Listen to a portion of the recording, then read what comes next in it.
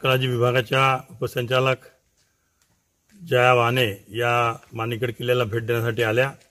विशेषतः त्यांना आम्ही राजुरा येथे सोमेश्वरचं मंदिर, देवाळा येथील सिद्धेश्वरचं मंदिर आणि गडचांदूरच्या जवळील माणिकड किल्ला हे तिन्ही मॉन्युमेंट चांगल्या व्यवस्थित प्रकारे याला पिकनिक स्पॉट डेव्हलप करण्यासाठी आम्ही अमित देशमुख साहेबांकडे मागणी केली होती। त्यानुसार यांना शासनातर्फे निर्देश देण्यात आले की याची जागेची जाग घेऊन पाहणी करावी आणि व्यवस्थित इस्टिमेट करून या तिन्ही मॉन्युमेंटचा जीर्णोद्धार कसा करता येईल आणि हा जो गोंडराजाचं स्मारक आहे हे स्मारक सुद्धा ज्या आदिवासी संस्कृती त्या काळातली कशी होती ही सुद्धा आदिवासी लोकांना आणि या भागातील पर्यटकांना याची जाणीव होईल, त्यासाठी आज या उपसंचालका इथं आल्या। आम्ही त्यांच्यासोबत पूर्ण माणिकड किल्ल्याच्या परिसराची पाहणी केली, काय काय करायचं काय नाही करायचं ते निर्देश सुद्धा आम्ही त्यांना दिले।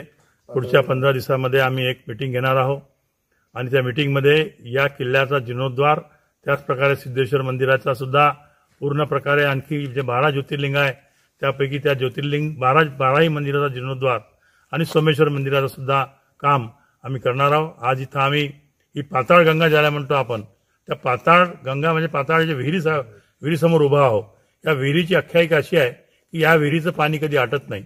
येथील जो राजा होता माणिकशा तो आपल्या घोड्यासहित त्यांनी ब्रिटिश त्याला मारायला आले तेव्हा त्यांनी घोड्यासहित या विहिरीमध्ये आत्मसमर्पण केलं आणि ही विहीर त्या काळातील गोंडकालीन विहीर आहे। या विहिरीच्या परिसरामध्ये सुद्धा एक चांगल्या प्रकारचं लँडस्केपिंग आणि एक किचन गार्डन टाईप बगीचा वगैरे लावून सौंदर्यीकरण कसं करता येईल आणि गडचांदूर, राजुरा, चंद्रपूरच्या लोकांना हा स्पॉट कसा आकर्षित करता येईल या दृष्टीने आमचं समोरचं नियोजन आहे।